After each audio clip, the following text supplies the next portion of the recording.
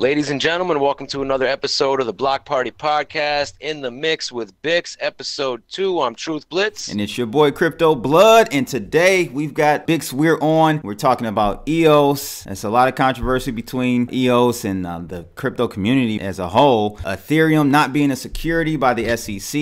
We're going to talk about a little bit about Tether, and also have we reached a bottom in cryptos. And we kind of wrap this one up with talking about Cliff High coming back into the crypto game. That's in part 2. So excited about that. Yeah, I am too, man. Enjoy this, guys. Peace. Later.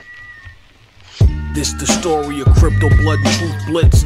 Ask them at Cliff High what the truth is. They was just talking about the blockchain. That's when they heard Janet yelling and the cops came. They said, give me all your Bitcoin and lock aim. Then Jamie Dimon showed up and the shots rained. So they hopped in the Lambo and took off fast. Welcome to the Block Party Podcast.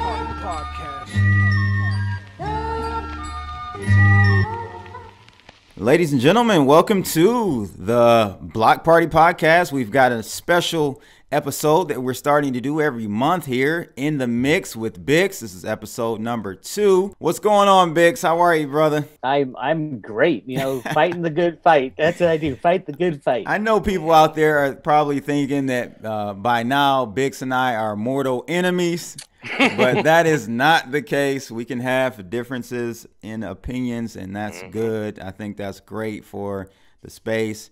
And I'm your biggest fan. I enjoy having Bix on, man. He's cool. I think he's genuine in whatever he believes. He's genuine about it, and there's no real like agenda, in my opinion, behind it. He's gonna believe what he believes, and that's just how it is. And I'm the same way, really. So that's all good, man. Truth Blitz has been out the loop for a little bit, taking care of those kids. Yep. Yeah, so good to see you. You know, I'll be back soon. Yeah, good to see you back today. So, guys, how you want to kick it off, Bix? We're going to be talking. Let's get it out of the way. Let's get EOS out of the way. All right, so go ahead, man. What are we talking about with EOS? No, I'm truthfully, I'm excited that it's up and running. It's fast as promised. It is fast, and it's going to be faster. There are some issues, of course. Yeah. We'll get into that. Go ahead. It's more centralized. Well, I proof of stake by definition is going to be centralized. You know, the top holders are going to have all the power and the votes, and then you know the 21 block producers. It's just the nature of that beast. If you want ultra fast blockchain transaction approval and all that, you're going to have a centralized blockchain. And that's kind of why I got so deep and heavy into who's behind it, because I knew it would be centralized, and I just want to kind of flush out what was behind it. And so let me just interject really quickly on that. So to me, it's not so much that it's actually more decentralized than all of the current systems that we have, and I'll explain why. It's not proof of stake, it's delegated proof of stake. So it seems centralized in nature, but it really isn't, because at any point in any 3 minutes, we can vote. The other block producers can vote out any of the top 21. So they're really who, when you say we can vote them out, who's we? Token holders. No, yeah, well, you stake your vote for the other 130 block producers that are out there. The 21 are just the ones that are actually doing the blocks at the moment. But every 2 minutes, you can vote and say, hey, these guys are doing some nefarious things, and the community can come together and vote them out. So, but if that person holds, go ahead. That's where the centralization is not in the block producers. The centralization is in the ownership of the tokens. Right. And if they hold the most tokens, then it's going to be harder to vote that person out. Right. But no one. If you look, and I'll send you guys a link after this. But you can see a distribution of token holders, and it's not like 1 or 2 or even the top 10 can make any moves without any of the other 120. You get what I'm saying? No. Are you talking block producers or token holders? Block producers. Right. So token holders that's the tokens are on exchange right now. Most of the people move them over to the exchange to have them registered in that period. Right. So that's why you're seeing that. Vote? People like in Bitfinex. They're the biggest. They have the largest number of tokens in their exchange because people sent them there to register. They didn't want to register them themselves.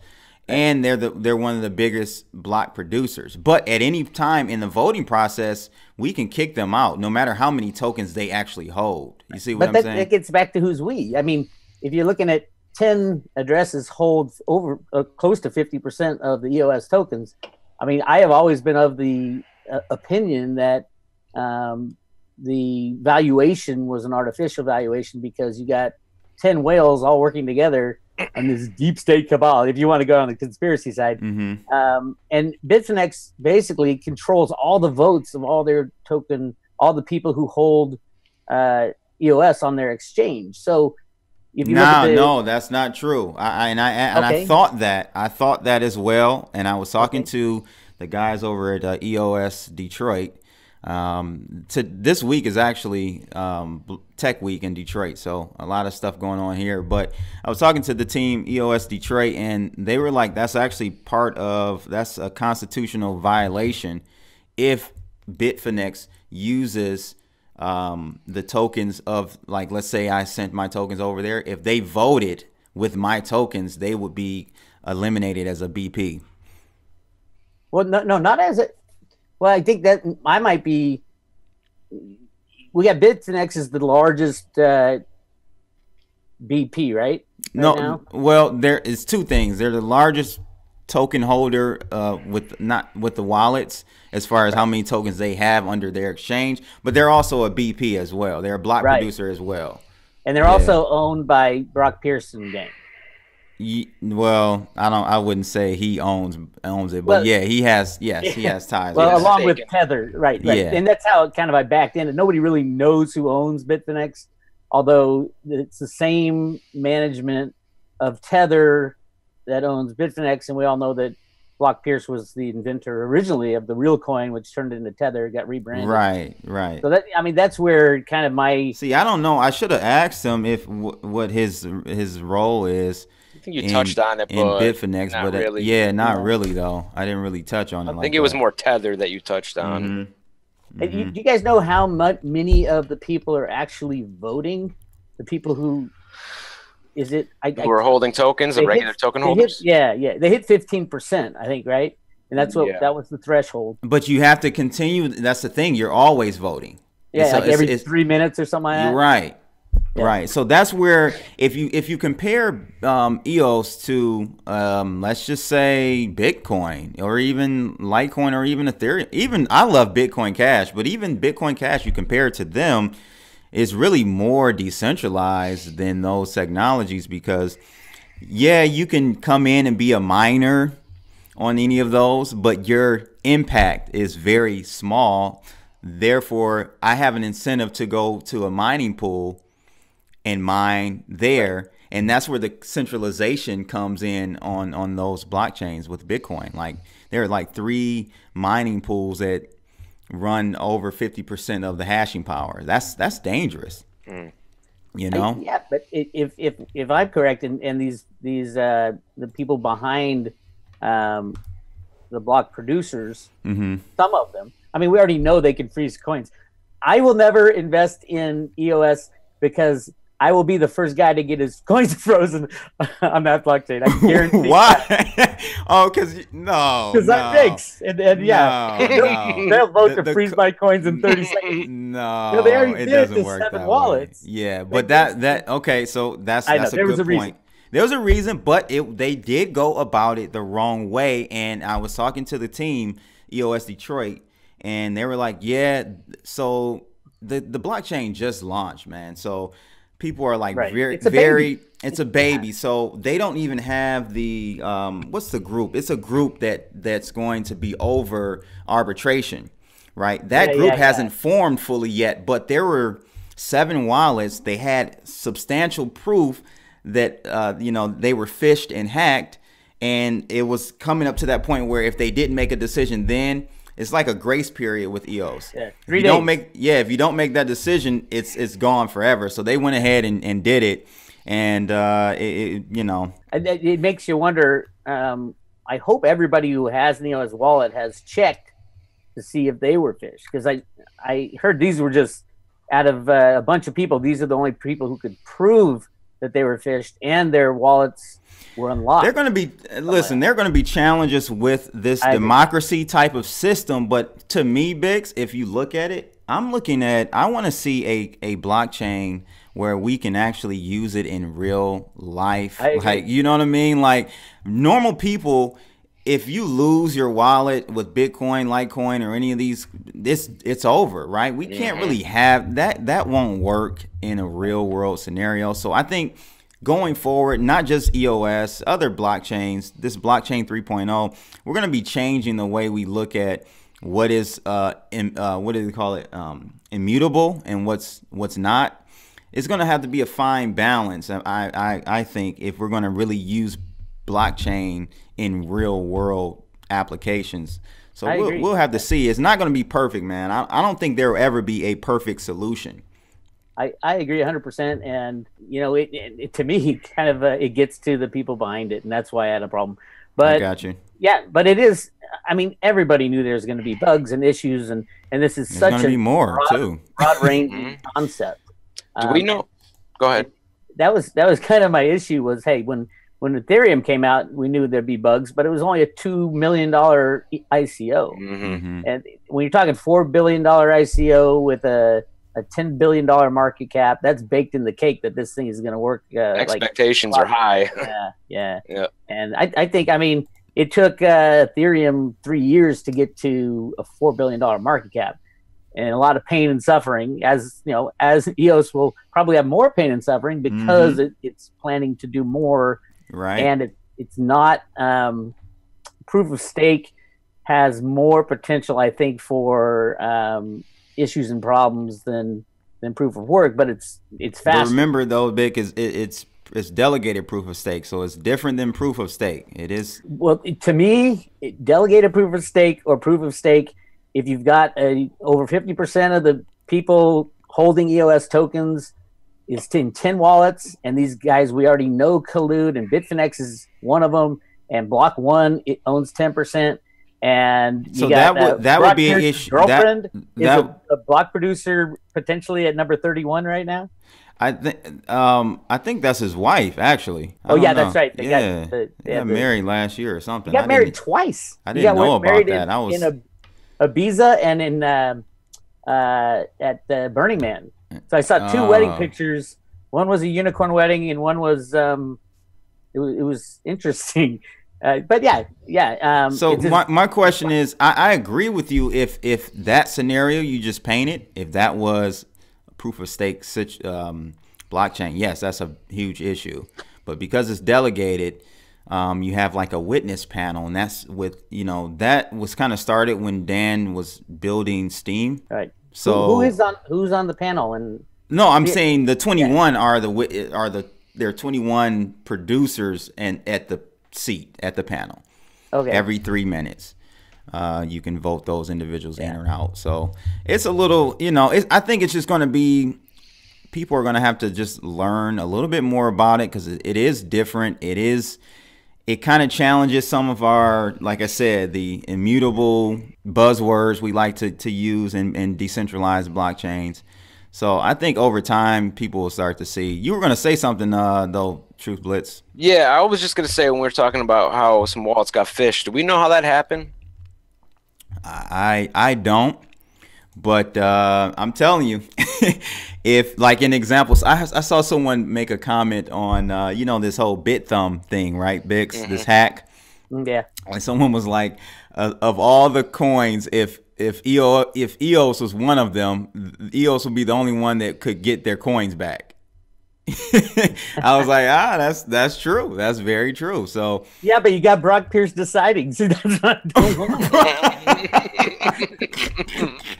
So, is there a safe what's considered to be a safe wallet yet for EOS? You know what I mean? I know the block producers haven't really given the okay to a wallet yet, and that's kind of what everybody's waiting for. Gray Mass has a wallet. I know there's Gray Mass, there's Scatter.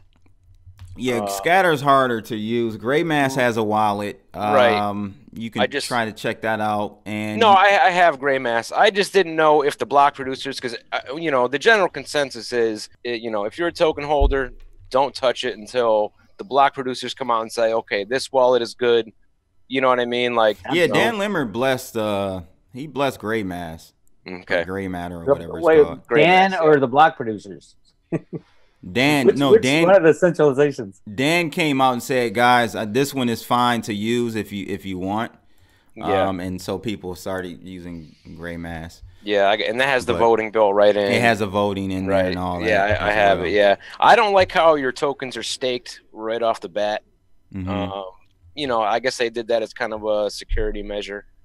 Well, yeah, and another thing I think people fail to realize, guys, is that you're going to be able to make money off of your tokens. You can stake them for RAM. Like, you can literally stake your tokens to be used on the networks, and you'll make money from allowing your tokens to be. Is that one of the plans? Computational powers? No, that'll be available now. You can do that right now. Yeah, so there are a couple things that as they work the kinks out, and like you said, Bix, there will be more bugs for sure. Windows didn't come out with no bugs, and to this day, 20 years later, there are still crazy bugs. It's definitely fast, man. It's fast as lightning, and I don't want to say that. We could talk about lightning because I was looking into that, but that's another topic because I saw that I saw an article or a tweet come out talking about Lightning Network and how the success rate of you moving $70 or it was like $67 across a Lightning Network, the probability of that succeeding was like 1%. Oh yeah, it's not ready for prime time either. I mean, I don't think a lot of these, as we ease into this the coming financial crisis, a lot of these, there's going to be a lot of shaking of the trees in the cryptos. People who talked a good game, but can they survive during a banking collapse like 2008 or something like that? It'll be really interesting as we move into a shakier time. And I don't know what's going to happen to the exchanges. I've been jumping up and down for years saying, oh my God, these exchanges are so criminal. They deal in their own pools. These aren't on-chain transactions at all. I agree. And China cracked down on theirs, and all of a sudden volume went to nothing, but the Bitcoin price went up. So hopefully these exchanges could be shaken out, and then the cryptos, there'll be less manipulation in the markets. But we'll see. I mean, definitely some of these, like I think Bitfinex is the first that's got to go. Just because what about EOS Finex? They're what are they doing? You're gonna have to explain that. I heard decentralized exchange on EOS. Yeah, they're making an EOS exchange next. It's like doubling up on my conspiracy theory. Right. You're gonna have a lot of material for that one, boy. God. I did find the bank, that mysterious bank that's supposed to hold all the Tether money. Yeah, let's talk about Tether, man. Let's talk about that. Well, I know that. I mean, talk about a con. That's the con of all cons. They were supposed to produce an audit back in January, and they said, cryptos are too complicated to audit. I mean, this is a crypto that is supposed to be backed dollar for dollar. Here's the amount of cryptos. Here's our bank account with the amount of dollars. What is so complicated about something like that? Right. But they just had a law firm, a really interesting law firm. I've got the article up on the screen now. Controlled by Louis Free. And he was the director of the FBI right before Robert Mueller. Oh, great! Knee deep in the deep state. I mean, if you're looking for deep state connections, there's your deep state. But he came out and said, "Oh yeah, we saw the Tether bank balances on June 1st. Now, June 1st was the day they froze the EOS tokens. So on that day, legally, they had the $4 billion." I mean, everything. And then he said, we can't produce an audit because it's too complicated. And the bank is a bank called Noble Bank out of Puerto Rico, where they're trying to invent this crypto world called, what was it? Puertopia was the headline in the New York Times. And I won't tell you what they found out that means, but if you walk down this route, I mean, this bank, Noble Bank, and then we had yesterday Trump come out and said they're going after Puerto Rico. or mismanagement of funds and all this stuff. So yeah, it's really crazy and complicated. It's a lot of coincidences. Exactly. Mm-hmm. Yeah, I hear you. That's yeah. As far as Tether goes, I mean, they just keep creating more, just like they print more dollars. You know what I mean? They're saying that they don't, but I don't know, man. I don't know. I don't even know what to say about that. Like, is there a way for you to fully audit? Yeah, these tokens. Of course there is. I can do it right now. Here's the amount of tokens outstanding, and where's your bank account? That's it. Should be simple as that. It's as simple as that. But the key is not because they have to destroy tokens. Don't they have to? They have to destroy tokens to keep it like pegged at $1. Right. So it's not just every day they do that. Right? Yeah, I don't know. I don't know if it's every day or how they. I think it is every day. Well, that's what I mean. They claim if it's back 1 for 1, but the reality is there's no bank account. There's something there. It is pledged to a whole bunch of other things as well. It's used as collateral, and that's the problem. That's why no accounting firm will go in there. They're not going in because they can't say here's the bank account and here's the tokens. One article. We can't confirm that this bank account is not pledged to something else. As a matter of fact, we can confirm it's on other names. Yeah, I don't know, man. I think stable coins are very necessary in this. I agree. If there was a valid one and a one that was audited, I would absolutely love that. Well, they're coming out with another stable coin. Trust USD.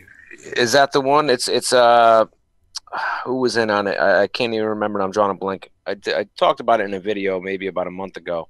There was I think an exchange that's I don't remember. I think it's Trust USD. Is it? Yeah, I know. Trust token. It's called Trust token. They're going to be doing a whole bunch of different currencies and stuff. But I know it sounded good. You know, if everything works out, how. But you got to back it up. You got to have audits. You got to have regulators in there, and you got to have. I agree. Deal. But remember, Bix, we were talking before. I think on the first time we had you actually on the Block Party podcast, I was like, "Hey, man, these people screaming manipulation on the way down. You got it. It can't be on the way down only and not on the way up." And then lo and behold, what do we have? Or even the stable manipulation. The report comes out and says that Tether was manipulating on the way up. Right. I'm like, exactly. Oh my God. Yeah. So what do you think? What do you think about that? Like if they were manipulating the markets on the way up and now they're kind of caught red-handed, what are your projections for cryptocurrencies by the end of this year now that we possibly now don't have that manipulation there? Are you pulling back your figures? No, there's still massive manipulation everywhere. I do think that the Department of Justice, it's the Department of Justice that announced that they're the ones who are going to investigate the rigging of the price of Bitcoin and the price of Ethereum. Right. And right after that announcement came the professor's report that Tether was used, and that would be one of the pieces of evidence, because the CFTC and the SEC love their, they can point to this great professor that did this mathematical calculation. I think it was more that because Bitfinex and the people that control it, and Tether and the people that control it, could create money out of thin air using Tether, they went in to load up on Bitcoin, and whether or not they sold it or got out of it, or how that went down, I do think they were manipulating it, but more for a greed aspect, because they're creating money out of thin air. They'll create, look at the volume on Tether is off the charts. The Tether, if you look at the trading volume, if it's $1 or $2.5 billion that is supposed to be created in Tether tokens, well, they trade that almost daily. It's kind of like, wait a minute, is everybody trading their Tether token? Who's hanging on to their Tether token, and where does that volume come from, and how much manipulation? And when Bitfinex gets in trouble with these scams, what do? They claim they were hacked. And we all heard, we went through the Bitfinex hack a couple years ago, where they had to create new Bitfinex tokens to pay people back. It's just, the crypto world is screaming for regulation if it's going to be used in a viable manner going forward by the population. If we're going to go, let's talk about that, because that's one thing that you and Brock Pierce agree on is regulation is good. Wait. I'm spinning that one. You see how I'm spinning that one? Do we agree on it, or is that just another thing Brock says, like he's giving his money to the world and gonna give everybody a hug? I don't know. I'm just saying I don't agree. Like, I feel like, you know, and you were really vocal about this, about the legacy system and you know, gold and silver and the precious metals and everything. Like, look at what regulation did to that market. So it wasn't regulation that did it. It was the banking cabal that did it, and the regulators covered for it. When I talk about why regulation, wouldn't that be the same thing in this case, though? I think the regulators have been and will be drawn out when the next banking collapse happens. The regulators, most of them have left. Most of the criminals have left, except, you know, there's still some that get paid off and things like that. But that was the whole idea behind unbacked fiat money, is to create a system where you can rig the markets and have a regulation system that basically protects the market riggers, the official market riggers. And then they'll pluck people out as, you know, if people who game their system like they did to Martin Armstrong and things like that. But, you know, we can either have a Mad Max world where, you know, I don't know if cryptos will be even useful at all in a Mad Max world, because everything breaks down and Deutsche Bank goes down and there's no banks open anymore, people screaming in the streets. You know, there won't be any internet up and running because there's no electricity and all that. That type of world the cryptos won't do well in.